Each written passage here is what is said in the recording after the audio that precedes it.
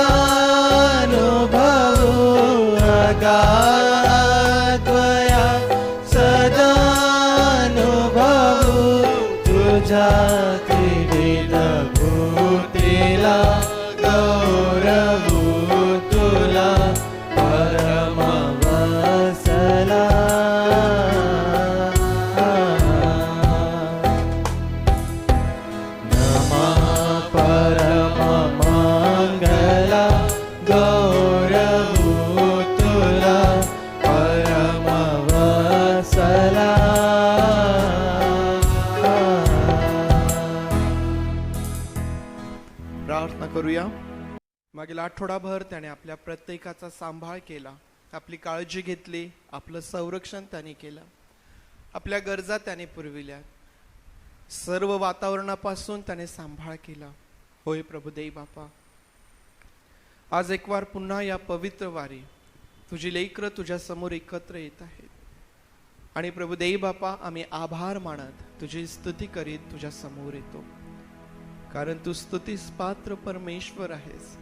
पवित्र देव बापा, आज या पवित्र वारी तुझ्या चरणाजवळ येऊ आम्ही तुझे मनापासून आभार मानतो, तुझ्या सर्व दयेसाठी प्रभू, तुझ्या कृपेसाठी देव बापा, तुझ्या प्रेमासाठी प्रभू, तुझ्या आशीर्वादांसाठी प्रभू देव बापा, तू केलेल्या संरक्षणासाठी, दिलेल्या आरोग्यासाठी आणि पवित्र देव बापा, त्या सर्व गोष्टी ज्या तू आम्हाकरिता मागील आठवडाभर केल्यात, त्या सगळ्यासाठी तुझे मनापासून आम्ही आभार मानतो, स्तुती करतो. प्रभू, आज तुझ्या चरणाजवळ आम्ही एकत्र येत असताना आमची विनंती आहे की तू आम्हा प्रत्येकावरती दया कर, आमच्या अपराधांची आम्हाला क्षमा कर प्रभू, आम्हास धू, आम्हा शुद्ध कर आणि पावित्र्याने युक्त होऊन तुझी आराधना करण्यासाठी आज एक वार पुन्हा तुझं सहाय्य तू पुरव.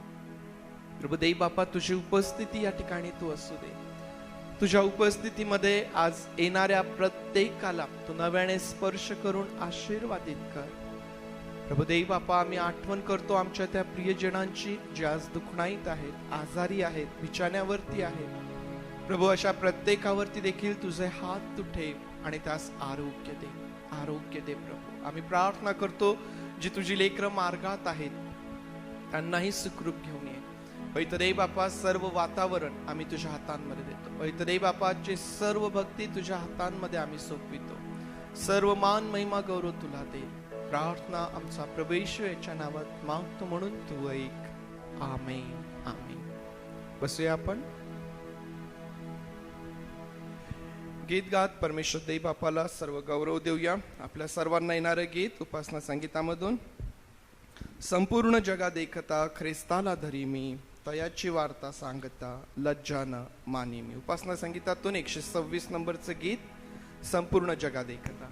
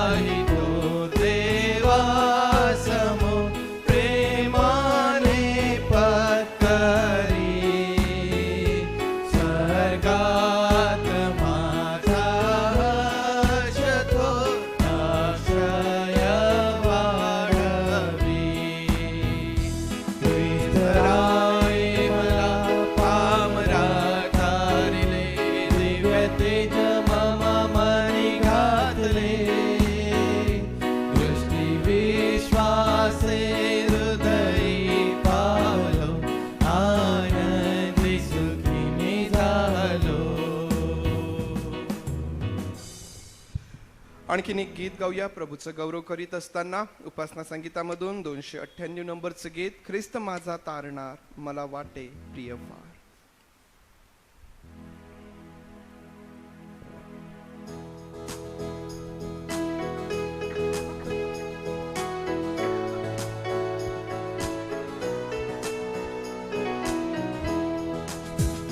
ख्रिस्त माझा तारणार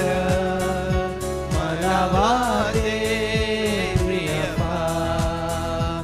ख्रिस्त माझा तारणार मला वाटे प्रिय फार. ज्या ज्या वेळी होते दुःख करिता धावा देतो सुख. ज्या ज्या वेळी होते दुःख करिता धावा देतो सुख. ख्रिस्त माझा तारणार मला वाटे प्रिय फार. ख्रिस्त माझा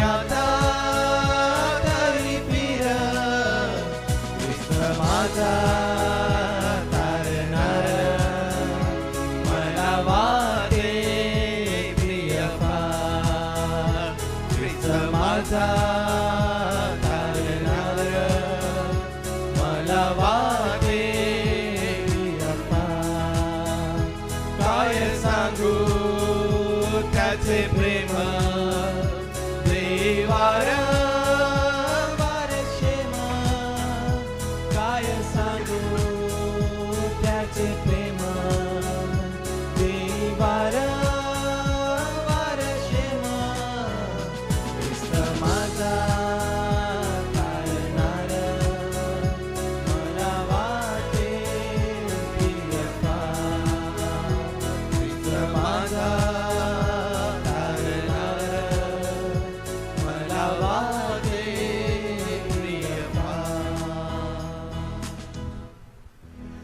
काय सांगू त्याचे प्रेम देई वारंवार क्षेम.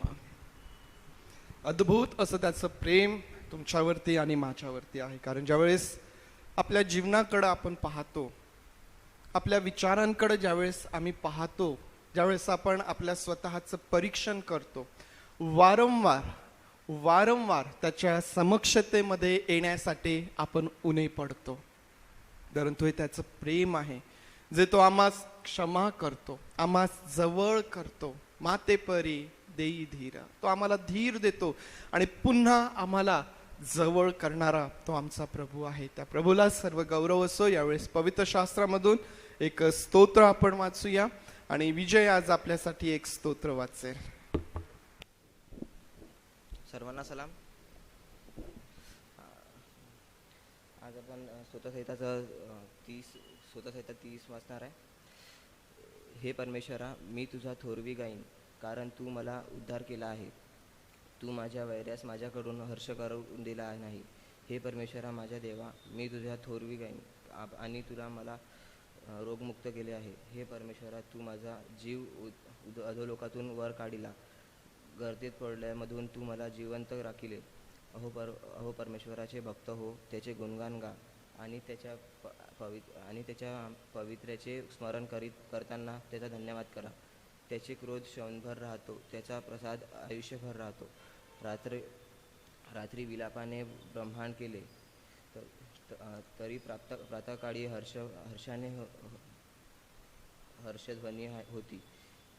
मी तर आपल्या संपातकाली म्हटले, मी कधी ठरणार नाही. हे परमेश्वरा, तू प्रसन्न होऊन माझा पर्वत खंबीर केला. तू आपले मुख लपविले, तोच मी भयभीत झालो. हे परमेश्वरा, तू माझा धावा केला. परमेश्वराची विनवणी करून मी म्हणालो, मी मृत्यू पावल्यामधून मी गर्तेत पडल्याने काय लाभ. माती तुझी स्तुती करील काय. तो माझ्या सत्य प्रकट करील काय. हे परमेश्वरा, मी माझ्या दया हे परमेश्वर मला सहाय्य कर. तू मला विलाप दूर करून मला नाचावयास लावले आहे. तू माझे गोंटाट काढून मला हर्षरूपी वस्त्र नेसवले आहे. ह्यासाठी मी माझ्या आत्म्याने तुझे गुणगान गावे, गप्प राहू नये. हे परमेश्वरा माझ्या देवा, मी सर्व काळ तुझा उपकार स्मरण करीन. देवबाप या वाचलेल्या वचनावर आशीर्वाद देव. स्तोत्र संहिता 30, ज्यामध्ये दावीद राजा परमेश्वर देवबापाची उपकार स्तुती करीत आहे. आणि ही उपकार स्तुती आहे परमेश्वर देवबापाने मृत्यूपासून केलेल्या बचावाबद्दल.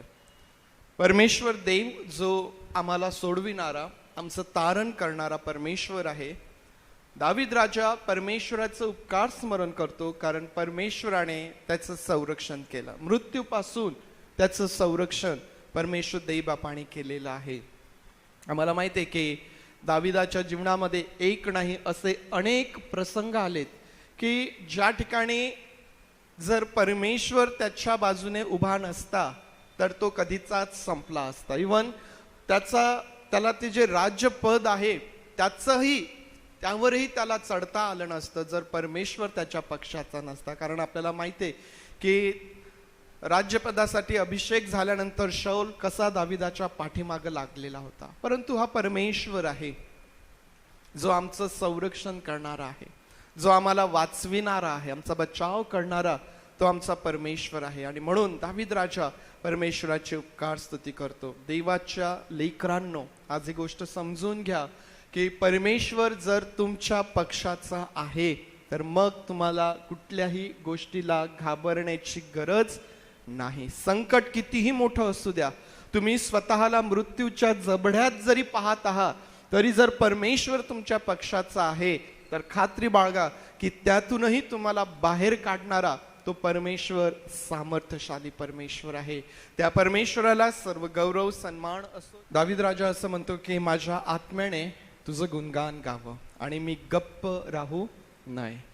परमेश्वर जो आमच्या जीवनामध्ये आम्हाला वेगवेगळ्या प्रकारे आशीर्वादित करणारा, आमचं संरक्षण करणारा परमेश्वर आहे, त्या परमेश्वरासाठी दावीद राजा म्हणतो की मी गप्प राहू नये, मी तुझं गुणगान सदैव करीत राहावं. आणि म्हणून यावेळेस क्वायर पुढे येईल आणि क्वायर बरोबर आपण देखील गप्प न राहता परमेश्वर देवबापाचं गुणगान करूया, त्याची स्तुती करूया, त्याची आराधना आपण करूया. क्वायर यावेळेस पुढे येईल. हॅलो, सर्वांना सलाम. यावेळेस आपण देवाचे आभार मानूया. काही गीतांच्या द्वारे आपण त्याची स्तुती करूया. हा सुंदरसा दिवस त्यांनी आपल्याला दाखवला. पहिलं गीत आपण गाऊया, प्रभू तव नाम सुवंदित गावे, उपासना संगीतातून 7 नंबरचं गीत.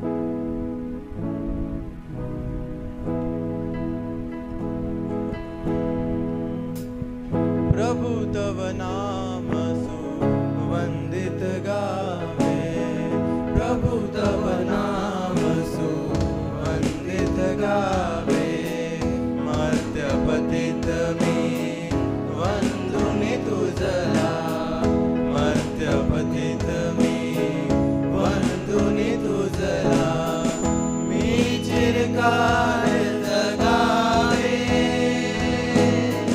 मी चिरकाल जगावे,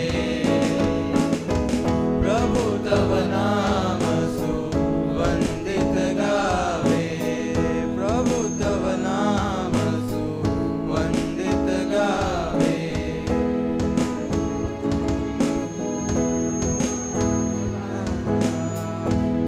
तरेसा कोण दयाला गाऊन नित्य गावे, गाऊन नित्य गावे, प्रभु तव नाम सुवंदित गावे, प्रभु तव नाम सुवंदित गावे, निष्दिन करीसी उपकारच तू, निष्दिन करीसी उपकारच तू, हे कामी उपगावे, हे कामी उपगावे,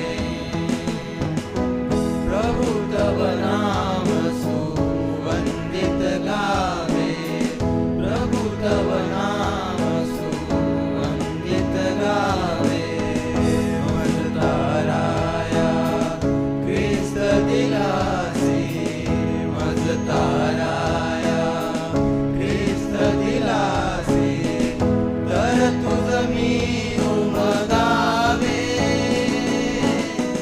तर तुझ मी उमगावे, प्रभु तव नाम सुवंदित गावे, प्रभु तव नाम सुवंदित गावे, देशसात्मा मजला कीनी, देशसात्मा मजला कीनी, तव मानी नडगावे, तव मानी नडगावे, प्रभु तव नाम सुवंदित गावे, प्रभु तव नाम सुवंदित गावे, सदया सजदे दान सेकी, सदया सजदे दान सेकी, तव मुख नित्य बगावे, तव मुख नित्य बगावे, प्रभु तव नाम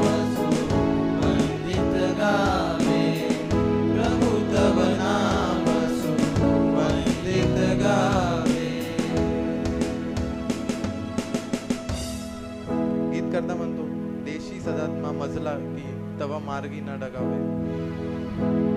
गीत करता देवाला आपल्या सदात्म्याची तो मदत मागत आहे. तो मार्गाशी भटकला नाही पाहिजे आणि त्याच्या घरी तो चिरकाल राहील. यावेळेस आपण सर्वांना येणार असं गीत आहे, येशू येशू येशू नाम गोडफार. आपण सर्वजण मिळून गाऊया, टाळ्या वाजवत आपण हे गीत म्हणूया.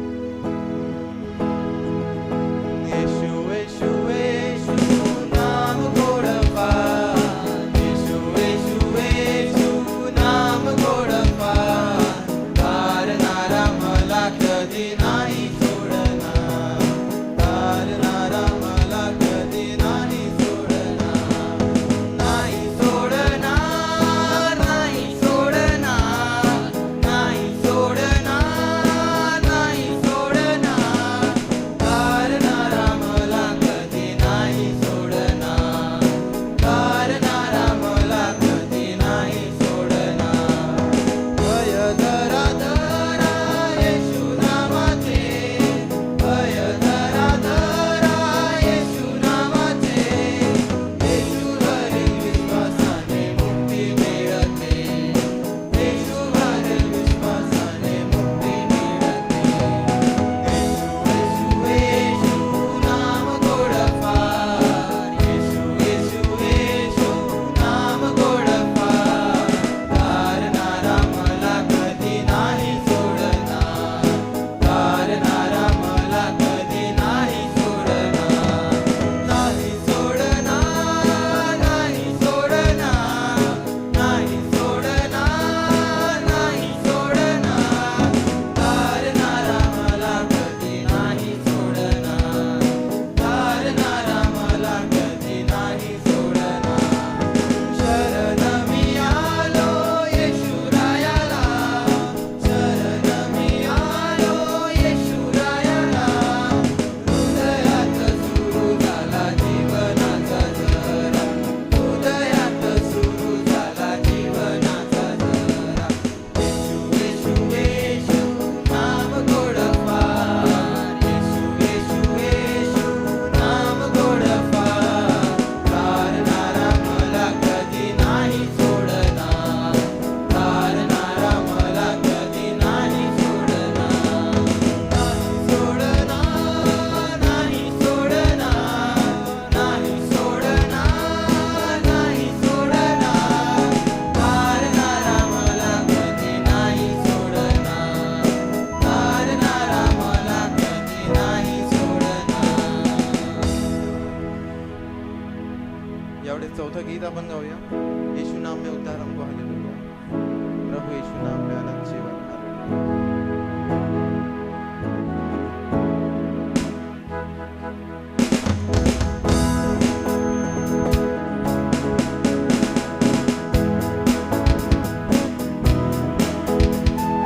येशू नाम में उद्धार हमको हालेलुया.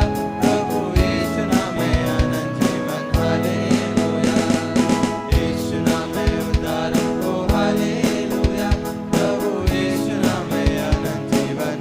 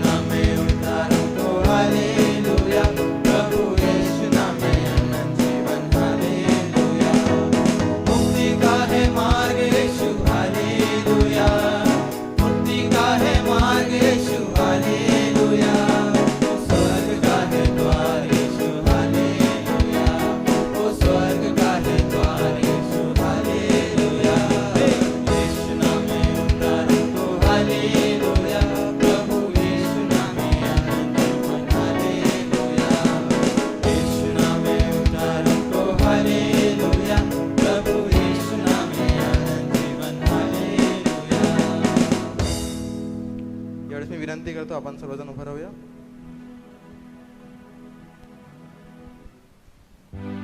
आणि आपल्या प्रभूला आपण धन्यवाद देऊया, गीत म्हणूया धन्यवाद येशूला. सर्व गोष्टीसाठी आपण धन्यवाद म्हणूया. धन्यवाद येशूला, धन्यवाद येशूला, धन्यवाद येशूला, धन्यवाद येशूला. हालेलुया राजाच्या राजाला, प्रभूच्या प्रभूला धन्यवाद येशूला. हालेलुया राजाच्या राजाला, प्रभूच्या प्रभूला धन्यवाद येशूला. महिमा हो द्या त्याला, महिमा हो द्या त्याला, महिमा हो द्या त्याला, महिमा हो द्या त्याला. हालेलुया राजाच्या राजाला, प्रभूच्या प्रभूला महिमा हो द्या त्याला.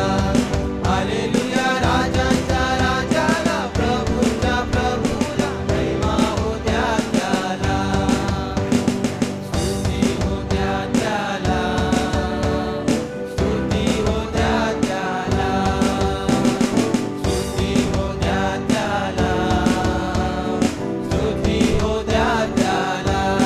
हालेलुया राजाच्या राजाला, प्रभूच्या प्रभूला स्तुती हो द्या त्याला. हालेलुया राजाच्या राजाला, प्रभूच्या प्रभूला स्तुती हो द्या त्याला. गौरव द्या त्याला, गौरव द्या त्याला, गौरव द्या त्याला, गौरव द्या त्याला. हालेलुया राजाच्या राजाला, प्रभूच्या प्रभूला गौरव द्या त्याला. हालेलुया राजाच्या राजाला, प्रभूच्या प्रभूला गौरव द्या त्याला. धन्यवाद येशूला, धन्यवाद येशूला, धन्यवाद येशूला, धन्यवाद येशूला. हालेलुया राजाच्या राजाला, प्रभूच्या प्रभूला धन्यवाद येशूला. हालेलुया राजाच्या राजाला, प्रभूच्या प्रभूला धन्यवाद येशूला. यावेळेस आपले डोळे आपण बंद करूया. लक्ष प्रभूकडे लावूया.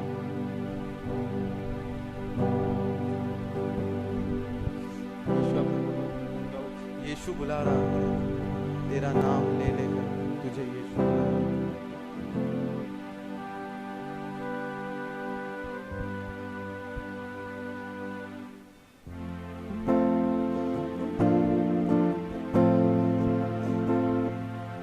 यीशु बुला रहा,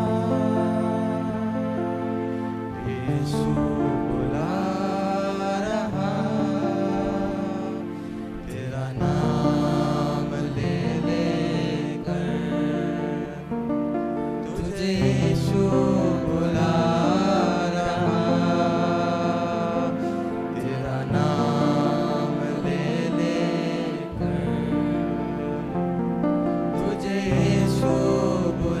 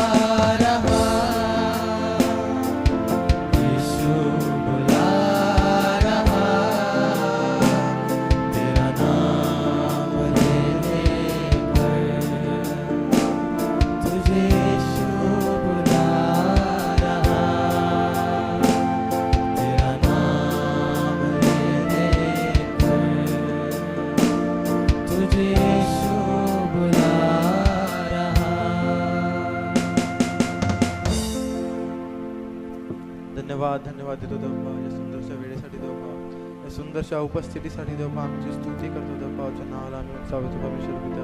देवबा तू आज आम्हाला बोलवत आहे देवबा. आज देवबा तू आमचे कान तू उघड देवबा. तुझं काय म्हणणं आहे देवबा, तुझ्यासारखं देवबा आम्हाला तू बनव देवबा. तुझ्याकडे वडचण करसन देवबा, आमच्या सहाय्य मदत तू कर देवबा. या मंडळीला तुझ्या हातात देतो देवबा. प्रत्येकाची तू काळजी घे देवबा. प्रत्येकाला तुझ्या सामर्थ्य हातामध्ये देतो देवबा. देवबा या वेदरपासून देवबा, या पूर्ण वातावरणापासून प्रत्येकाची तू काळजी घे देवबा. आणि देवबा जे येणारं वचन आहे देवबा, ते आमच्यासाठी आशीर्वादाचं कर देवबा. सर्वांचा सहाय्य करता तू हो देवबा. ही लहानशी प्रार्थना त्यांना तारणारा प्रभू येशू ख्रिस्ताच्या गोड आणि पवित्र नावाने करतो म्हणतोय. आमेन. आपण सर्वजण खाली बसू. पण प्रभुदेवी बापाच्या वचनांकडे लक्ष लावूया. इब्री लोकास पत्र याचा अध्याय 6 आणि यामधून वचन 13, 14 आणि 15 आणि त्याचबरोबर 7वा अध्याय वचन 1, 2 आणि 3. इब्री लोकास पत्र 6वा अध्याय 13 ते 15. देवाने अब्राहमाला वचन दिले तेव्हा त्याला शपथ वाहण्यास स्वतःपेक्षा कोणी मोठा नसल्यामुळे त्याने आपलीच शपथ वाहून म्हटले की मी तुला आशीर्वाद देईनच देईन व तुला बहुगुणित करीनच करीन. त्याने धीर धरला म्हणून त्याला अभिवचनानुसार लाभ झाला. 7वा अध्याय वचन 1, 2, 3. हा मल्कीसदेक शालेमाचा राजा व परात्पर देवाचा याजक होता. अब्राहम जेव्हा राजास ठार मारून परत आला तेव्हा याने त्याला सामोरे जाऊन आशीर्वाद दिला. अब्राहमाने त्याला सर्व लुटीचा दशांश दिला. तो आपल्या नावाच्या अर्थाप्रमाणे एकतर नीतिमत्वाचा राजा आणि दुसरे शालेमाचा राजा म्हणजे शांतीचा राजा होता. परमेश्वर देवबाप ही वचने आपल्याकरिता आशीर्वादाची करो. प्रार्थना करूया.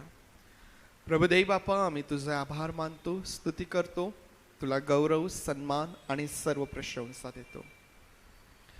पवित्र देव बापा, तुझ्या वचनांकडं आमचं लक्ष आम्ही लावत असताना आमचं सहाय्य कर.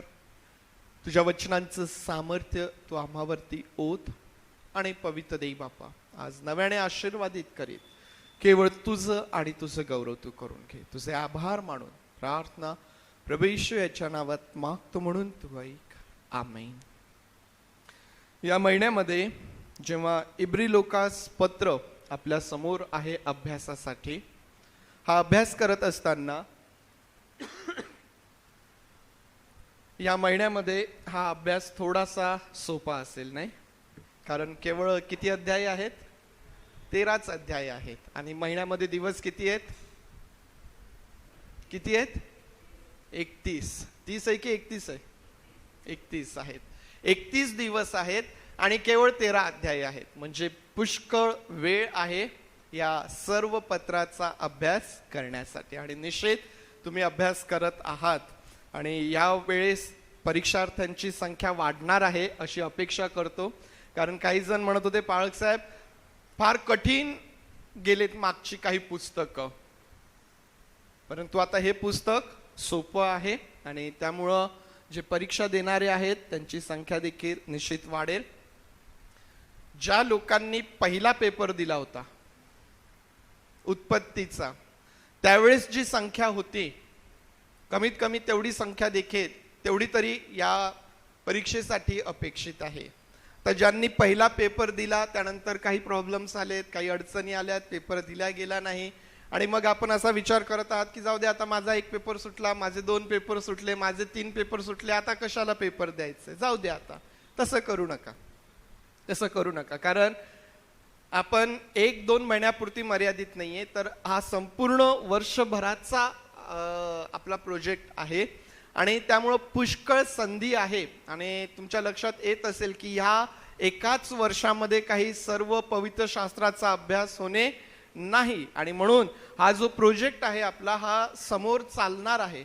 आणि म्हणून 1-2 पेपर सुटले म्हणून मी आता परीक्षा देत नाही असं करू नका. परीक्षा द्या, ते फार महत्वाचं आहे. कारण तुम्हाला अनुभव आला असेल की परीक्षा देत नाहीये म्हणून कधी कधी आम्ही वाचायलाही कंटाळा करतो. जाऊ द्या, पण तो तेच जर मला पेपर लिहायचा आहे, परीक्षा द्यायची आहे, तर मी आवर्जून त्याकडे लक्ष देतो आणि त्याचा अभ्यास मी करतो. आणि म्हणून माझी विनंती असेल की परीक्षेकडे दुर्लक्ष करू नका, नाही तर मग शेवटी तुम्हाला पस्तावा होईल की अरे आम्ही असं का केलं, आम्ही का परीक्षा दिली नाही. आणि म्हणून संधी आहे. या महिन्यामध्ये इब्री लोकास पत्र यावर अभ्यास करत असताना आतापर्यंत आपण 2 बाबी बघितल्यात. त्यामध्ये पहिल्या रविवारला आपण पाहिली की इब्री लोकास पत्राचा जो लेखक आहे हा आमच्या समोर प्रभू येशू ख्रिस्ताचं श्रेष्ठत्व तो आमच्या समोर ठेवतो. आणि मग त्यामध्ये आम्हाला पाहायला भेटतं की प्रभू येशू ख्रिस्त हा कोणापेक्षा श्रेष्ठ आहे? देवदूतांपेक्षा त्याला तो श्रेष्ठ सांगतो. प्रभू येशू ख्रिस्त कोणापेक्षा श्रेष्ठ आहे? मोशेपेक्षा त्याला तो श्रेष्ठ सांगतो. आणि श्रेष्ठ याजक देखील तो त्याला सांगतो. प्रभू येशू ख्रिस्ताचं श्रेष्ठत्व हा जो लेखक आहे यामध्ये आमच्या समोर ठेवतो. त्यावरती आपण अभ्यास केला. मग हा जो प्रभू येशू ख्रिस्त सर्वश्रेष्ठ आहे, मनुष्याचं तारण आणि सार्वकालिक जीवन हे त्याच्यापासूनच आहे, यावरती आपण मागच्या रविवारी अभ्यास केला. तारण आणि सार्वकालिक जीवनाचा एकच मार्ग आहे आणि तो म्हणजे प्रभू येशू ख्रिस्त.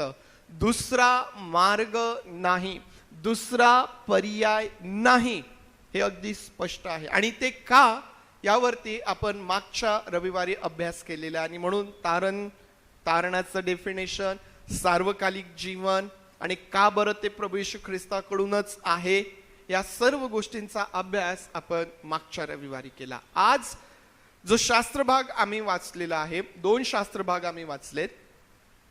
पहिल्या शास्त्रभागामध्ये आम्ही पाहतो की परमेश्वर देव हा अब्राहमाशी बोलताना दिसतो. लेखक जुना जो संवाद आहे परमेश्वर देव आणि अब्राहम यांच्यामध्ये जो संवाद झाला होता त्याचं पुनरावृत्ती किंवा त्या संवादाला तो आमच्या समोर ठेवताना म्हणतो की परमेश्वराने स्वतःची शपथ घेऊन का? कारण त्याच्यापेक्षा दुसरा श्रेष्ठ, स्वतःपेक्षा आणखीन कोणी मोठा त्याला आढळला नाही. आणि म्हणून परमेश्वर देवाने स्वतःची शपथ घेतली आणि स्वतःची शपथ घेऊन तो अब्राहमाला म्हणतो की मी तुला आशीर्वाद देईनच देईन, मी तुझं कल्याण करणारच करणार. दुसरा जो शास्त्रभाग आम्ही वाचला त्यामध्ये देखील आम्ही पाहतो की अब्राहम जो आहे हा वापस येत असताना, कुठून वापस येत होता? तो कोणत्या राजाला मारून वापस येत होता? काय झाला होता? प्रसंग काय होता? कोणत्या गोष्टींचा उल्लेख या ठिकाणी लेखक करत आहे? आम्ही जर उत्पत्तीमध्ये गेलो तर त्या ठिकाणी आम्हाला पाहायला भेटेल की लोट, त्याचा पुतण्या जो आहे तो, त्याचं सर्वस्व, त्याची मालमत्ता जी हिरावून किंवा पकडून त्यांना नेलेलं होतं, त्यांना वापस आणत असताना अब्राहम त्या ठिकाणी गेला. त्या राजांबरोबर त्याने लढाई केली. रात्रीच्या त्यांच्यावरती तो चालून गेला. त्या राजांना त्याने ठार मारलं आणि लोट आणि त्याचं मुले बाळे, त्याचे लोक, त्याची संपत्ती आणि त्या राजांनी लुटून नेलेलं सर्व तो परत आणत असताना हा जो शालेमाचा राजा आहे, ज्याला मल्कीसदेक म्हटलेला आहे, हा सामोरे आला. हा अब्राहमाला सामोरे येतो आणि सामोरे येऊन असं म्हटलेलं आहे की तो अब्राहमाला आशीर्वाद देतो. मल्कीसदेक हा अब्राहमाला आशीर्वाद देतो. परमेश्वर देव अब्राहमाला म्हणतो मी तुला आशीर्वाद देईनच देईन. मल्कीसदेक हा अब्राहमाला आशीर्वाद देताना आम्ही त्याला पाहतो. आज जो विषय आहे प्रियांनो आपल्या समोर तो हा आहे की सर्व आशीर्वाद हे केवळ प्रभू येशू ख्रिस्तावरील विश्वासानेच प्राप्त होतात. सर्व प्रकारचे जे आशीर्वाद आहेत, सर्व आशीर्वाद जे आहेत ते प्रभू येशू ख्रिस्तावरील विश्वासानेच मनुष्याला प्राप्त होतात. हे फार महत्वाचं आहे. ज्या प्रकारे आम्ही मागच्या रविवारी पाहिलं की तारण आणि सार्वकालिक जीवन हे केवळ प्रभू येशू ख्रिस्तावरील विश्वासानेच मनुष्याला प्राप्त होते, त्याचप्रमाणे सर्व आशीर्वाद जे आहेत ते देखील मनुष्याला प्रभू येशू ख्रिस्तावरील विश्वासानेच प्राप्त होत असतात. पुढे जात असताना माझ्या मनात एक प्रश्न आला. तो प्रश्न तुमच्या समोर ठेवतो. सोपा प्रश्न आहे. इब्री लोकासच्या पत्रातच त्याचं उत्तर आहे. तुम्ही अभ्यास करत असताना त्याचा विचार करावा. ठीक आहे. प्रभू येशू ख्रिस्त हा सर्वश्रेष्ठ याजक आहे. ठीक आहे. हा सर्वश्रेष्ठ याजक असताना प्रश्न हा आहे की याजकाचा वंश कोणता होता? लेवी होता. ठीक आहे.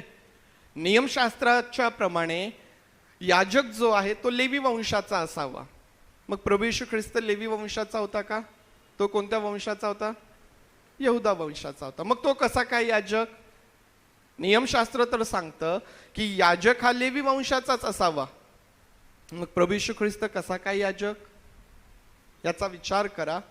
या आठवड्यामध्ये थोडंसं भर द्या. सोपं उत्तर आहे. इब्री लोकासच्या पत्रातच आहे. त्याचा विचार करा. काही जणांना आजच ह्या प्रश्नाचं उत्तर माहीत असेल, कदाचित काही जणांना माहीत नसेल. पुढच्या रविवारी मी तुम्हाला या प्रश्नाचं उत्तर विचारेल. आज जेव्हा आम्ही पाहत आहोत की सर्व प्रकारचे आशीर्वाद हे केवळ प्रभू येशू ख्रिस्तावरील विश्वासानेच प्राप्त होतात. आता जे दोनही शास्त्रभाग आमच्या समोर आहेत, या दोनही शास्त्र भागांमध्ये आम्हाला दिसून येतं की परमेश्वर देव हा अब्राहमासोबत बोलत आहे. अब्राहम ज्याला विश्वासणाऱ्यांचा पिता म्हटलेला आहे, तो मूळ पुरुष त्याला म्हटलेला आहे.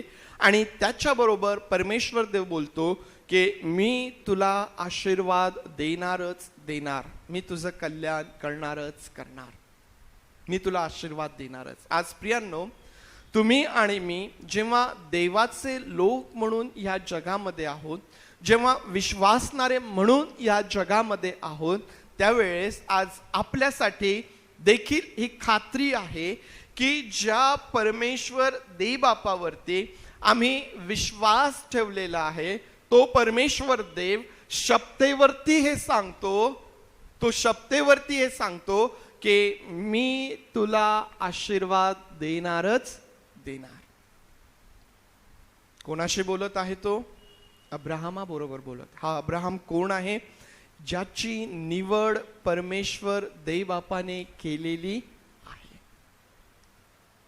आज तुम्ही आणि मी जेव्हा देवाचे लोक म्हणून या ठिकाणी आहोत, प्रियांनो, जेव्हा विश्वासाने आम्ही देवाचे लोक झालेले आहोत, देवाच्या घरचे लोक झालेले आहोत, प्रियांनो, आज हा परमेश्वर देव आम्हा प्रत्येकासोबत देखील बोलतो.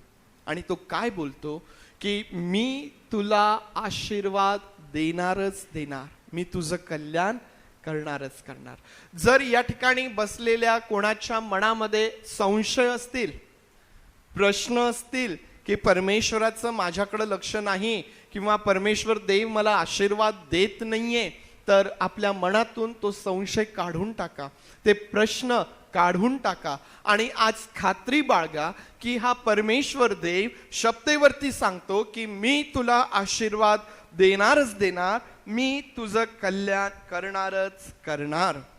आणि म्हणून आज जेव्हा आशीर्वाद आणि ख्रिस्ताकडूनच आशीर्वाद यावरती आपण विचार करत आहोत, परमेश्वर देव आम्हाला अद्भुत रीतीने आशीर्वादित करेल. मग प्रियांनो, पहिल्याने आपण विचार करूया आशीर्वादांबद्दल. आता आशीर्वाद हे प्रत्येकाला पाहिजे. कोणी आहे का असं जो म्हणाल मला आशीर्वादांची गरज नाही? मला नाही वाटत कोणी असेल. जो नास्तिक असेल किंवा ज्याला परमेश्वरावरती विश्वास नाही, कदाचित तो म्हणू शकतो की मला आशीर्वादांची गरज नाही. परंतु जी प्रत्येक व्यक्ती देवावरती विश्वास ठेवते, जी प्रत्येक व्यक्ती जिने प्रभू येशू ख्रिस्ताला आपला तारणारा म्हणून स्वीकारलेला आहे, त्या प्रत्येक व्यक्तीला आशीर्वादांची गरज आहे आणि आम्हा प्रत्येकाला आशीर्वाद पाहिजे. मग आशीर्वाद म्हणजे नेमकं काय बरं? आम्ही म्हणतो ना, देवा याला आशीर्वादित कर, दे बापा माझ्या पैशांवर आशीर्वाद दे, माझ्या मिळकतीवर आशीर्वाद दे, माझ्या कुटुंबावर आशीर्वाद दे, माझ्या घरावर आशीर्वाद दे, आशीर्वाद आशीर्वाद आशीर्वाद आशीर्वाद. पण नेमका आशीर्वाद दे म्हणजे काय? आशीर्वाद डोळ्यांनी दिसतात का? जे तुम्ही 1000 रुपये आणले, दे बापा यावर आशीर्वाद दे, आणि 1000चे 5000 झाले, असं काही होतं का? मग हे नेमका आशीर्वाद म्हणजे काय आहे? आशीर्वादांची व्याख्या काय आहे? त्याचं डेफिनेशन काय आहे? कोण सांगेल नेमका आशीर्वाद म्हणजे काय आहे?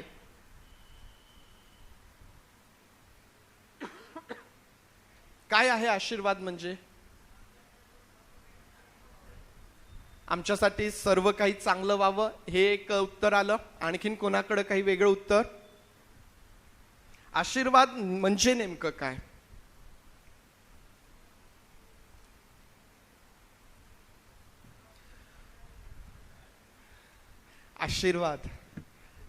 आशीर्वादांचं सोपं जे डेफिनेशन आहे, जी त्याची व्याख्या आहे, ती म्हणजे परमेश्वराचं फेवर किंवा त्याची मर्जी प्राप्त होणे. फार कठीण नाहीये. आपण पुष्कळदा त्याकडे लक्ष देत नाही, म्हणून आपल्याला लक्षात येत नाही. आशीर्वाद म्हणजे नेमकं काय आहे? आशीर्वाद म्हणजे परमेश्वराचं फेवर किंवा त्याची मर्जी प्राप्त करणे. मग आता ज्यावेळेस आम्ही म्हणतो की दे बापा यावरती तू आशीर्वाद दे, म्हणजेच काय? दे बापा तुझी मर्जी त्याला प्राप्त होते. परमेश्वर दे बापा माझ्या पैशांवर, माझ्या कमाईवर तू आशीर्वाद दे, म्हणजेच तो पैसा जो माझ्याकडे आहे त्याचा वापर होत असताना मला तुझी मर्जी संपादन करायची, म्हणजे मला काही उणे पडणार नाही. परमेश्वराचं फेवर, मग व्यक्ती असेल, वस्तू असेल, जे काही असेल, ज्यावरती आम्ही आशीर्वाद म्हणून मागतो. पुष्कळदा आम्ही व्यवसायावरती आशीर्वाद मागतो. व्यवसायावरती आशीर्वाद मागतो म्हणजे आम्ही काय मागतो? प्रभू हा व्यवसाय करण्यासाठी मला तुझी मर्जी प्राप्त व्हावी, तुझं फेवर मला असावं, म्हणजे ज्यावेळेस मी हा व्यवसाय करतो त्यामध्ये मला यश प्राप्त होईल. या प्रकारे आशीर्वादांची जी व्याख्या आहे ती म्हणजे परमेश्वराचं फेवर किंवा त्याची मर्जी प्राप्त करून घेणे. आणि म्हणून असं म्हटलेलं आहे की जर परमेश्वर घर बांधित नाही तर ते बांधणाऱ्याचे श्रम व्यर्थ आहेत. मग आता प्रियांनो, परमेश्वर स्वतः येऊन घर बांधतो का? तुम्ही कधी बघितलं का की मी प्रार्थना केली, दे बापा मी घर बांधत आहे आणि आता हे घर तू बांध, आणि मी अशी प्रार्थना केल्यावर परमेश्वर दे बाप येऊन माझ्यासाठी ते घर बांधत आहे, असं कधी आहे का? नाही. परमेश्वर घर बांधित नाही, म्हणजेच जे घर बांधण्यासाठी परमेश्वराचं फेवर प्राप्त होत नाही, मर्जी प्राप्त होत नाही, ते घर बांधणाऱ्याचे श्रम व्यर्थ आहेत. परमेश्वराचे आशीर्वाद प्राप्त होणे म्हणजे परमेश्वराची मर्जी आम्हाला प्राप्त होत असते. यावरती आणखीन विचार करत असताना प्रियांनो, मल्कीसदेकाबद्दल आम्ही पाहतो की हा मल्कीसदेक अब्राहमाला सामोरे आला आणि त्याने अब्राहमाला आशीर्वाद दिला. काय आशीर्वाद दिला मल्कीसदेकाने? जर तुम्ही उत्पत्तीमध्ये गेला तर त्या ठिकाणी त्याने दिलेला आशीर्वाद तुम्हाला पाहायला भेटेल, आणि तो म्हणतो की आकाश आणि पृथ्वी यांचा स्वामी जो आहे तो अब्राहमाचं कल्याण करो. तो पुढं असं म्हणतो की ज्या देवाने अब्राहमाचे शत्रू त्याच्या हाती दिले तो परमेश्वर देव धन्य आहे. तो परमेश्वराला धन्य म्हणतो कारण परमेश्वराने ज्या लोकांवरती, ज्या राजांवरती अब्राहम चालून गेला त्या लोकांना परमेश्वराने अब्राहमाच्या हाती दिले. तो म्हणतो की परमेश्वर अब्राहमाचं कल्याण करो. कल्याण कसं होतं प्रियांनो मनुष्याचं? ज्या मनुष्याला परमेश्वराचं फेवर प्राप्त झालेलं आहे, ज्या मनुष्याला परमेश्वराची मर्जी प्राप्त झालेली आहे, त्या मनुष्याचं कल्याण होताना आम्हाला दिसून येतं. दावीद राजा अतिशय उत्तम उदाहरण आमच्या समोर आहे. त्याला परमेश्वराची मर्जी प्राप्त झाली आणि एक मेंढपाळ राजा झाला. याजकांना ज्यावेळेस आशीर्वाद द्यायला सांगितला, मोशेद्वारे परमेश्वर देवाने सांगितलं की याजक जेव्हा आशीर्वाद देतील त्या याजकांनी काय आशीर्वाद द्यायचा होता. याजक लोक आशीर्वाद देत असताना त्यांनी म्हणावं की परमेश्वर देव तुला आशीर्वादित करो, तुझं संरक्षण करो, तो आपला मुखप्रकाश तुझ्यावर पाडो, तुला आपली कृपा पुरव, तो तुझकडे प्रसन्न मुख करो आणि तुला शांती देव. आता या सर्व ज्या गोष्टी आहेत, या आशीर्वादांचे जे सर्व शब्द आहेत प्रियांनो, त्या शब्दांकडे जर तुम्ही पाहिलं तर तुम्हाला फिरून हेच दिसून येईल की परमेश्वराची मर्जी आशीर्वादाच्या माध्यमातून मनुष्याला प्राप्त व्हावी. आणि ज्यावेळेस मनुष्याला परमेश्वराची मर्जी प्राप्त होते त्यावेळेस मनुष्याचं कल्याण त्या ठिकाणी होताना आम्हाला दिसून येतं. आशीर्वाद, प्रत्येकाला आशीर्वाद पाहिजेत. आशीर्वाद म्हणजे परमेश्वराची मर्जी प्राप्त होणे, त्याचं फेवर प्राप्त होणे. परंतु प्रियांनो, या आशीर्वादांचं महत्व आमच्या जीवनामध्ये आहे काय, हा देखील एक महत्वाचा प्रश्न आहे. आमच्या जीवनामध्ये आशीर्वादांना महत्व आहे काय? कधी आम्ही त्या दिशेने विचार करतो का? पुष्कळदा आम्ही असं म्हणणार की होय देवा मला आशीर्वादित कर, होय दे बापा मला आशीर्वाद पाहिजे. कदाचित आपण प्रार्थना विनंत्या देणार की माझ्यासाठी प्रार्थना करा. परंतु प्रियांनो, त्या आशीर्वादांचं महत्व आम्हाला आमच्या जीवनामध्ये समजलेलं आहे काय?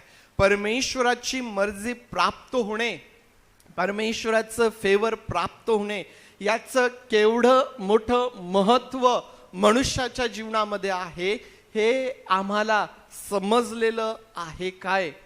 हा देखील एक फार महत्वाचा प्रश्न आम्हाला दिसून येतो.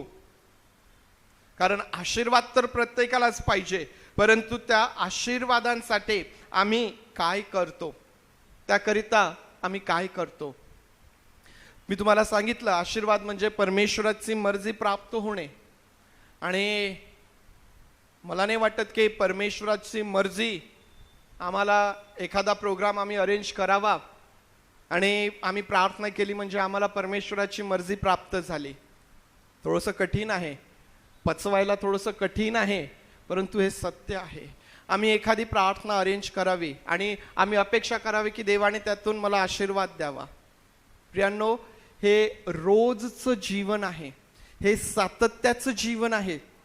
परमेश्वराची मर्जी प्राप्त करणे हे एका तासात एका दिवसात होत नाही. परमेश्वराची मर्जी प्राप्त करणे हे रोजचं आहे, सातत्याचं आहे. त्याच्याबरोबर आमची सहभागिता, आमचं त्याला वेळ देणं, प्रार्थना करणं, परमेश्वराचं वचन वाचणं, या सगळ्या गोष्टी आमच्यासाठी फार महत्त्वाच्या आहे. आणि जर आम्ही विचार केला तर आम्ही या सगळ्या गोष्टी किती सहजतेने घेतो. आज चर्च आहे का, मला काम आहे, जाऊ द्या पुढच्या रविवारी जाऊ, आज नाही गेलं तरी हरकत नाही. दर रविवारी चर्च आहे म्हणून असं तुम्हाला वाटतं का की या रविवारी गेलं नाही तरी काही हरकत नाही? प्रियांनो, त्या रविवारी न येण्यामुळं तुम्ही काय गमावत आहात हे तुम्हाला समजत नाही. आशीर्वाद डोळ्यांनी दिसत नाहीत म्हणून आम्ही त्याकडे दुर्लक्ष करतो. तेच जर एखाद्या रविवारी काहीतरी विशेष ठेवलं तर आम्ही येणार. का येणार? कारण आम्ही डोळ्यांनी पाहतो. परंतु रुटीन आहे काय, जाऊ द्या या रविवारी नाही पुढच्या रविवारला जाऊया. आम्ही सहजतेने वागतो. प्रियांनो, वचन वाचणं असेल, प्रार्थना करणं असेल, या सर्व गोष्टी आम्ही सहजतेने घेतो. परंतु लक्षात ठेवा, याच त्या गोष्टी आहेत ज्या तुम्हाला तुमच्या जीवनामध्ये परमेश्वराची मर्जी प्राप्त करून देणाऱ्या असतात. जर याकडे तुम्ही दुर्लक्ष करता तर मग आम्ही ही अपेक्षा करू नये की परमेश्वराने मला आशीर्वादित करावं. कारण जर आमच्या जीवनामध्ये आशीर्वादांचं महत्व नाही, तुम्ही पहा ज्यावेळेस त्या मल्कीसदेकाने अब्राहमाला आशीर्वाद दिला, अब्राहमाने काय केलं? आणलेल्या लुटीचा दशमांश त्या मल्कीसदेकाला दिला, कारण अब्राहमाला माहीत होतं की आशीर्वादांचं केवढं मोठं महत्व त्या ठिकाणी आहे. आज देवाचे लोक या नात्याने प्रियांनो आम्ही देखील या गोष्टीसाठी सावध असावं.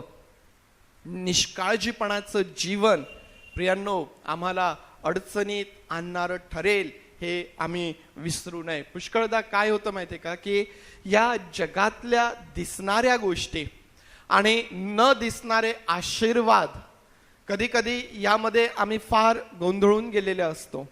ज्या दिसणाऱ्या गोष्टी आहेत त्यासाठी आम्ही आमच्या जीवनामध्ये जास्त महत्व देतो आणि जे आशीर्वाद आम्हाला दिसत नाहीत त्याकडं आम्ही दुर्लक्ष करीत असतो. जगातील दिसणाऱ्या गोष्टी. आणि आज सैतान फार धूर्त आहे. तो काय करतो माहितीये? देवाच्या लेकरांना या जगातल्या गोष्टींमध्ये तो व्यस्त करून ठेवतो. आज बघा स्वतःकडं आपण किती बिझी झालेला आहोत. आपलं सकाळी उठल्यापासून तर रात्री झोपेपर्यंत आपण किती स्वतःला व्यस्त करून घेतलेलं आहे. सैतान फार धूर्त आहे. आम्ही परमेश्वराला वेळ देऊ नये, आम्ही परमेश्वरासोबत वेळ घालवू नये आणि आम्हाला परमेश्वराची मर्जी प्राप्त होऊ नये आणि म्हणून तो आम्हाला या जगामध्ये व्यस्त करून ठेवतो. इतका धूर्त तो आहे. नेमकं रविवारी तुमच्यासाठी काही ना काही अडचण तुमच्या समोर येईल. नेमका तुमच्या समोर काहीतरी फार महत्वाचं येईल की आता हे मी मिस करू शकत नाही, आता नाही मला तिथं गेलंच पाहिजे. रविवार आहे, चर्च आहे, इकडं जाऊ की तिकडं जाऊ? जाऊ द्या, रविवार आहे, चर्च तो पुढच्याही रविवारी भेटेल, या रविवारी मी इकडं जातो. या गोष्टी, ही जी वृत्ती आहे, हे जे विचार आहेत प्रियांनो, हे आम्हाला परमेश्वराची मर्जी प्राप्त करण्यापासून दूर घेऊन जाऊ शकतात. आणि म्हणून आम्हाला आमच्या जीवनामध्ये फार सावध राहण्याची गरज आहे. ज्याला परमेश्वराच्या आशीर्वादांचं महत्व समजलेलं आहे ना, तो कितीही मोठा फायदा असेल तो त्याकडे दुर्लक्ष करेल. परंतु मला पहिल्याने परमेश्वराची मर्जी प्राप्त करायला पाहिजे, मला पहिल्याने परमेश्वराचं फेवर प्राप्त करायला पाहिजे. माझं कितीही नुकसान झालं तरी चालेल. हे तेच किंवा तोच व्यक्ती करू शकतो ज्याला आशीर्वादांचं महत्व समजलेलं आहे. ज्यांना आशीर्वादांचं महत्व समजलेलं नाही ते कधीच आपल्या फायद्याच्या आणि स्वार्थाच्या गोष्टी प्रभूकरिता सोडू शकत नाहीत. पाऊल काय म्हणतो? ज्या माझ्या लाभाच्या गोष्टी आहेत त्या मी ख्रिस्ताकरिता केर कचरा लेखतो. का केर कचरा लेखतो? यासाठी की त्या परमेश्वराचं फेवर मला असावं, त्याची मर्जी मला प्राप्त व्हावी, त्याच्या कह्यात मी असावं. आज देवाच्या लेकरांनो, जर आशीर्वाद पाहिजे, जर आशीर्वादित जीवन जगायला पाहिजे, जर आशीर्वादित जीवन जगायला पाहिजे तर परमेश्वराची मर्जी प्राप्त करावी लागेल. आणि ते एक दिवस प्रार्थना केल्याने होणार नाही. ही रोजची सातत्याची गरज आहे. हे रोज परमेश्वरासोबतचं चालणं आहे, परमेश्वरासोबतचं वागणं आहे. पवित्र शास्त्रामध्ये ते लोक पहा, ज्या लोकांना परमेश्वराची मर्जी प्राप्त झालेली आहे प्रियांनो, त्या लोकांच्या जीवनातही अडचणी होत्या. आशीर्वादित असणे याचा अर्थ हा नाही की कुठलेच त्रास किंवा संकट दुःख नाहीत. पुष्कळदा या गोष्टीकडे वेगळ्या दृष्टीने आम्ही पाहतो. परंतु प्रियांनो, त्या लोकांच्या जीवनातही त्रास, अडचणी, संकट असतानाही ते परमेश्वरासोबत चालत राहिले, परमेश्वराचं फेवर घेऊन ते चालत राहिलेत आणि ते आशीर्वादित झालेत. त्यांचं कल्याण परमेश्वर देव बापाने केलेलं आहे. आज तोच परमेश्वर तुमचा आणि माझा परमेश्वर आहे. आज देवाच्या लेकरांनो, हे लक्षात घ्या, जर आम्ही आशीर्वादांऐवजी देवाची मर्जी, त्याचं फेवर प्राप्त करण्याऐवजी जर आम्ही या जगातल्या गोष्टींच्या पाठीमागं लागलेलं आहोत, जर आम्ही त्यासाठी धावत आहोत, तर ते सर्व व्यर्थ आहे. ते सर्व व्यर्थ आहे. ते सर्व व्यर्थ आहे. कारण मुळात प्रियांनो, तुमच्याकडं काय आहे, किती आहे, यापेक्षा तुम्हाला परमेश्वराचा आशीर्वाद प्राप्त झालेला आहे की नाही हे फार महत्वाचं आहे. तुम्हाला आठवते का सारफतेतील विधवा काय म्हणाली होती? ती एलियाला काय म्हणते? मटक्यात मूठभर पीठ आहे आणि कुपीत थोडंसं तेल आहे. मी 2 काटक्या गोळा करत आहे. मी घरी जाते, ते बनवते. मी आणि माझा मुलगा आम्ही ते खाणार आणि आम्ही मरणार. जगातल्या ज्या गोष्टींच्या पाठीमागे आज आपण लागलेले आहोत प्रियांनो, त्या आम्हाला शेवटपर्यंत पुरणार नाहीत. त्या संपणाऱ्या आहेत. परंतु जर परमेश्वराची मर्जी तुम्ही प्राप्त केली तर जे काही तुमच्याकडे आहे ते कधीच संपणार नाही. हे देवबापाच्या आशीर्वादांचा परिणाम आहे. एलिया म्हणतो की माझ्यासाठी पाणी आण आणि माझ्यासाठी थोडासा भाकरीचा तुकडा आण. परमेश्वर म्हणतो की तुझ्या मडक्यातलं पीठ संपणार नाही आणि कुपीतलं तेल सडणार नाही. हा परमेश्वराचा आशीर्वाद आहे. ज्या मूठभर पिठामध्ये एक वेळची भाकर बनवून ती खाऊन दोघही जण मरणार होते, ते सरलं नाही प्रियांनो, ते संपलं नाही. हा परमेश्वराचा आशीर्वाद आहे. मग आम्हाला समजतं, आम्हाला कळतं, तरीही आम्ही का संपणाऱ्या गोष्टींच्या पाठीमागे लागतो याचा विचार आपण आपल्या जीवनामध्ये करायला पाहिजे. याचा विचार आपण आपल्या जीवनामध्ये करायला पाहिजे. जर अजूनही आम्ही याकडे दुर्लक्ष करणार आणि आशीर्वादांच्या ऐवजी या जगातल्या गोष्टींच्या पाठीमागे लागणार तर मग समजून घ्या प्रियांनो, एक दिवस या सर्व गोष्टी संपतील आणि मग आमच्या हाती काहीच उरणार नाही. आशीर्वादांबद्दल आम्ही विचार करत आहोत. मग दुसरा भाग त्यामधला हा आहे की सर्व आशीर्वाद हे केवळ ख्रिस्ताकडूनच प्राप्त होतात. ख्रिस्ताकडूनच. आशीर्वाद तर आम्ही पाहिलेत, आशीर्वादांबद्दल विचारही आम्ही केला, त्याचं महत्व काय आहे ते देखील आम्ही त्यावरती विचार केला. परंतु ख्रिस्ताकडूनच आशीर्वाद हा दुसरा भाग त्यामध्ये आहे. जगामध्ये ज्या प्रकारे तारणासाठी, सार्वकालिक जीवनासाठी दुसरा मार्ग नाही, त्याच प्रकारे सर्व आशीर्वाद जे आहे ते देखील विश्वासाने आणि केवळ प्रभू येशू ख्रिस्तावरील विश्वासानेच मनुष्याला प्राप्त होतात. जर आम्ही याचा विचार केला की याचं कारण काय आहे, का बरं केवळ प्रभू येशू ख्रिस्ताद्वारेच आम्हाला आमच्या जीवनामध्ये आशीर्वाद प्राप्त होतात, महत्वाचा त्यातला मुद्दा हा आहे की केवळ प्रभू येशू ख्रिस्त आहे की ज्याच्याद्वारे देवाने मनुष्याबरोबर नवीन करार केला. येशूचं रक्त हे नवीन कराराचं रक्त आहे, जे घेऊन तो सरळ स्वर्गामध्ये गेला. हातांनी केलेल्या निवास मंडपात, हातांनी केलेल्या त्या परमपवित्र स्थानात नाही, तर सरळ स्वर्गामध्ये त्या परमेश्वराच्या समोर जाऊन तो उभा राहिला. आणि आजही त्या ठिकाणी तो आमचा जिवंत प्रभू आहे, आमचा मध्यस्थ, आमचा याजक म्हणून त्या ठिकाणी तो आहे, जो आमच्यासाठी मध्यस्थी करत आहे.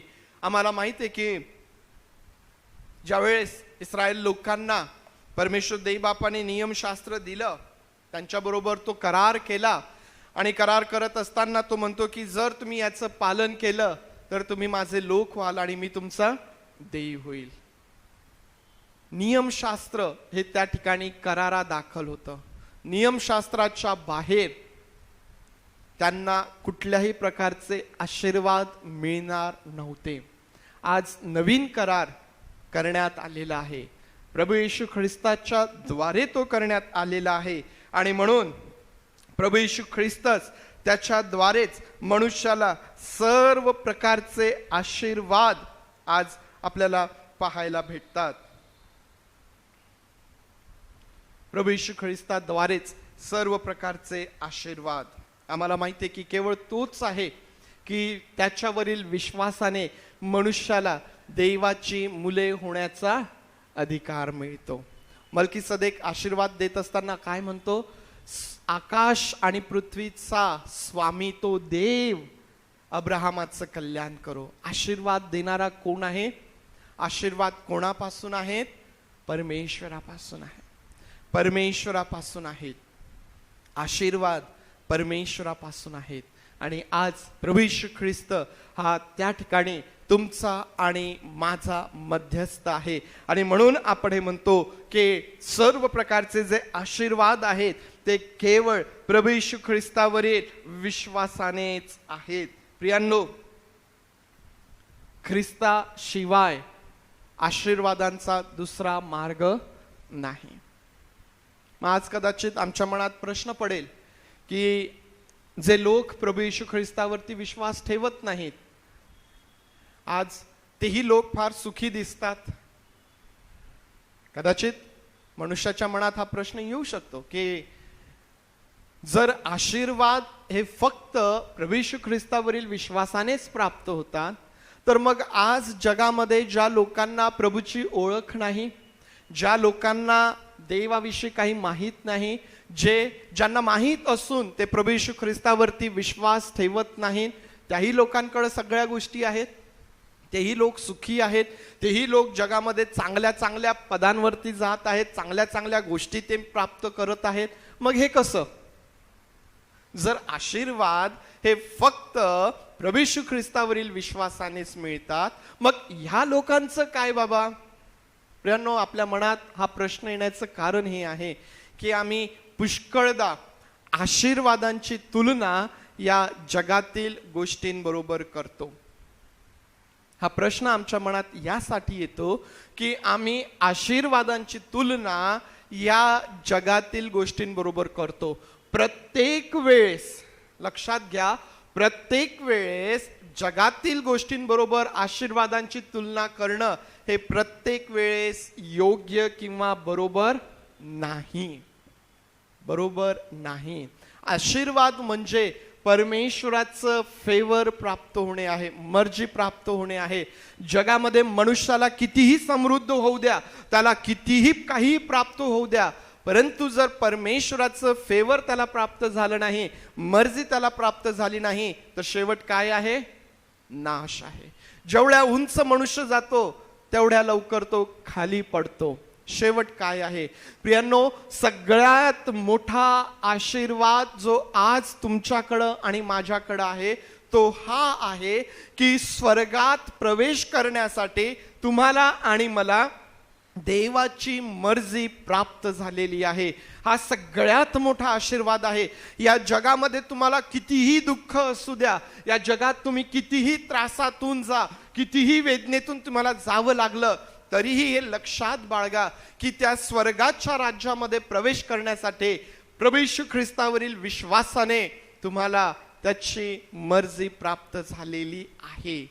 जगातलं दुःख हे क्षणिक दुःख आहे, हे संपणारं आहे, परंतु त्या स्वर्गातला आनंद कधीही संपणार नाही.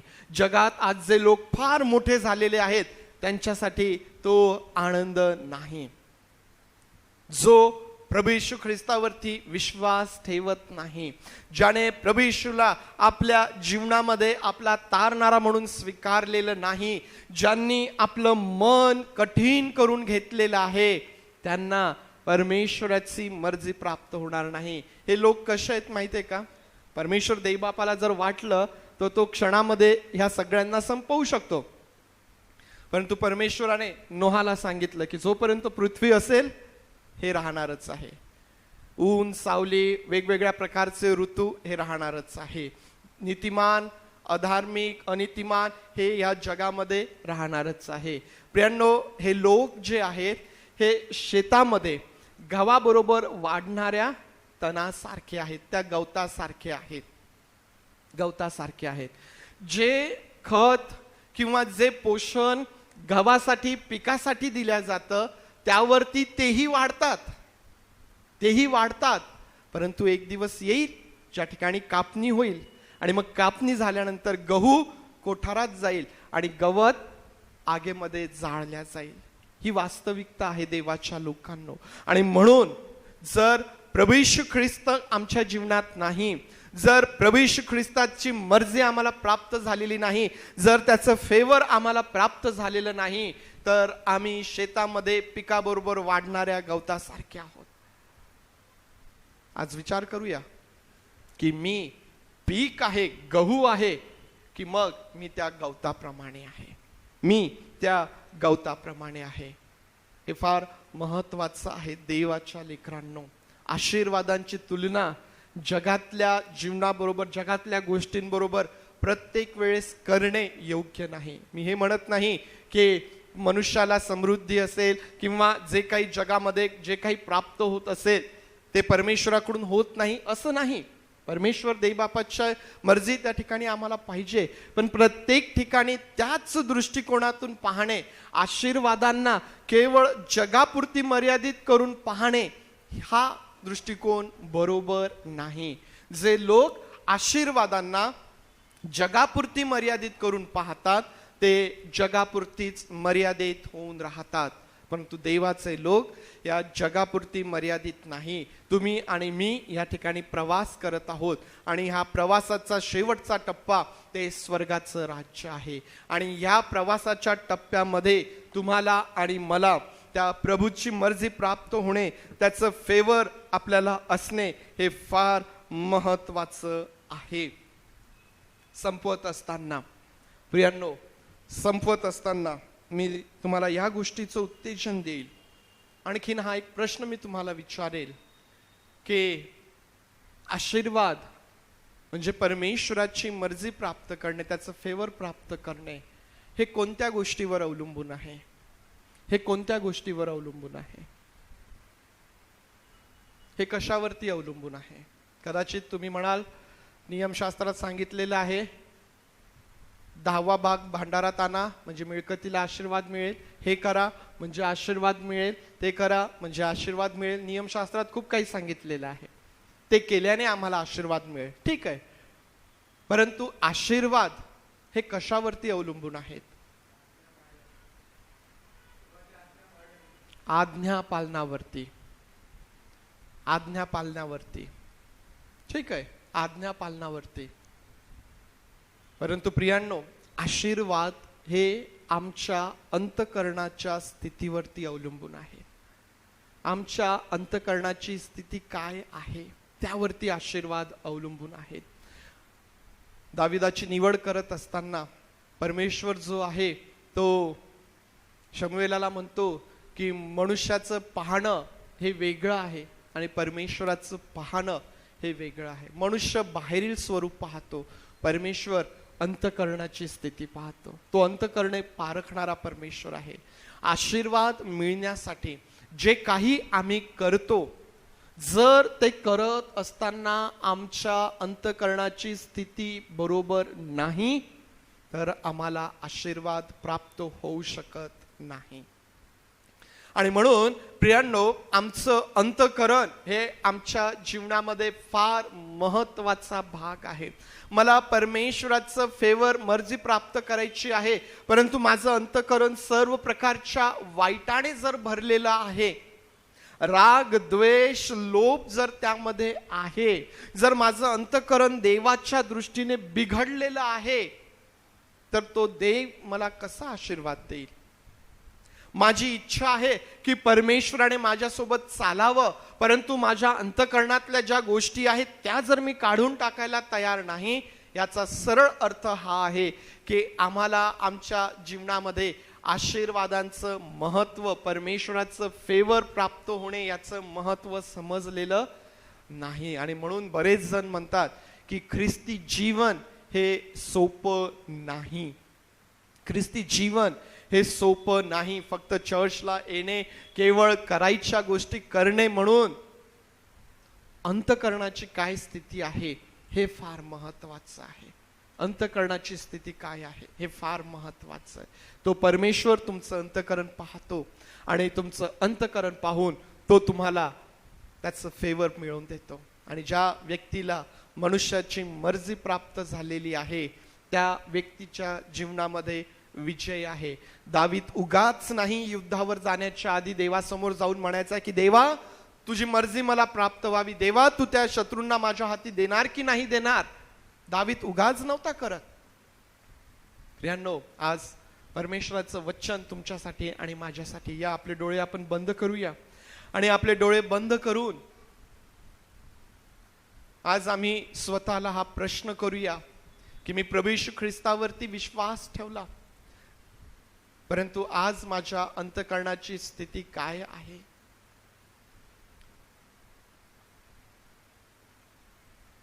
मी ते पीक आहे जे कोठारात साठविल्या जाईल किंवा ते गवत आहे जे अग्नीत जाळल्या जाईल. परमेश्वराची मर्जी प्राप्त करणे हे 1 तास एका दिवसाचं भाग नाही, हे रोजचं आहे. रोज परमेश्वरासोबत चालणं आहे. जी व्यक्ती रोज परमेश्वरासोबत चालते, परमेश्वराला वेळ देते, परमेश्वराला संतोषविण्याचा प्रयत्न करते, जी थोड्या थोड्या स्वार्थासाठी फायद्यासाठी चुकीच्या मार्गावरती जात नाही, ती व्यक्ती आशीर्वादित असते. तिला परमेश्वराचं फेवर प्राप्त होते, ती खऱ्या अर्थाने आशीर्वादित असते. आणि परमेश्वराचे आशीर्वाद आमची एक वेगळी ओळख निर्माण करतात. प्रभुदेव बापा सहाय्य कर, प्रभुदेव बापा सहाय्य कर. आम्ही तुझे आभार मानतो, कारण सर्व आशीर्वादांचा उगम तुझ्यापासून आहे. जोपर्यंत मनुष्याला तुझं फेवर मिळत नाही, मर्जी प्राप्त होत नाही, तोपर्यंत या जगामध्ये आम्ही करत असणाऱ्या सर्व गोष्टी व्यर्थ ठरतात प्रभू. आणि म्हणून आज आमची प्रार्थना आहे प्रभू, एक आशीर्वादित जीवन जगण्यासाठी ज्या सर्व गोष्टींची गरज आम्हाला आमच्या जीवनामध्ये आहे त्याकडे आम्ही लक्ष द्यावं. आतापर्यंत कदाचित आम्ही निष्काळजीपणाने वागलेलं असणार, परंतु तू आमची क्षमा कर प्रभू, तू आमची क्षमा कर प्रभू. आणि देव बापा एक वार पुन्हा मोठ्या दयेने आम्हास जवळ करून, मोठ्या दयेने आम्हास जवळ करून प्रभू देव बापा तुझं गौरव तू करून घे, तुझं गौरव तू करून घे. मी या ठिकाणी बसणाऱ्या प्रत्येकासाठी आज माझी प्रार्थना आहे प्रभू. देव बापा आमच्यापैकी कोणीही, पवित्र देव बापा आमच्यापैकी कोणीही त्या कापणीच्या दिवशी गवत म्हणून जाळण्याकरिता टाकल्या जाऊ नये, तर आम्ही सर्वजण देव बापा तुझं पीक म्हणून कोठारात साठविल्या जावं. म्हणून मी या प्रत्येकाला तुझ्या सामर्थ्य हातांमध्ये देत आहे. तुझं गौरव तू करून घे. तुझे आभार मानून प्रार्थना आमचा प्रभू येशू याच्या नावात मागतो, म्हणून तू ऐक. आमेन आमेन. सर्वजण उभं राहूया, प्रभूने शिकवलेली प्रार्थना करूया. सुवंददेव परात्परे गीत गाऊया आणि आशीर्वाद घेऊया. प्रभूने शिकवलेली प्रार्थना. हे आमच्या स्वर्गातील बापा, तुझे नाम पवित्र मानले जा, तुझे राज्य जसे स्वर्गात तसेच पृथ्वी. तुझ्या इच्छेप्रमाणे आमचे रोजची भाकर आज आम्हाला, जसे आम्ही आमच्या ऋण्यास ऋण सोडले तसेच तू आमचे ऋणे आम्हास सोड. नाही आम्हास परीक्षेत आण नकोस, तर आम्हास वाईटापासून सोड. कारण की राज्य, सामर्थ्य आणि गौरव हे सर्व काळ तुझेच आहे. आमेन.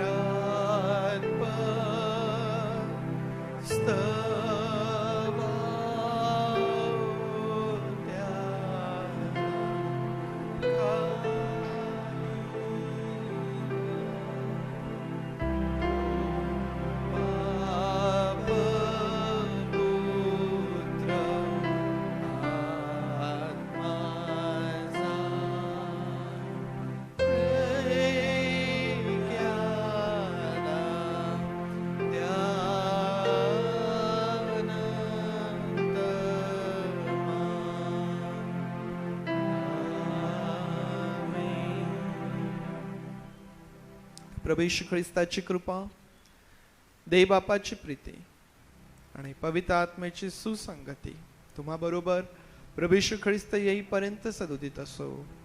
आमेन.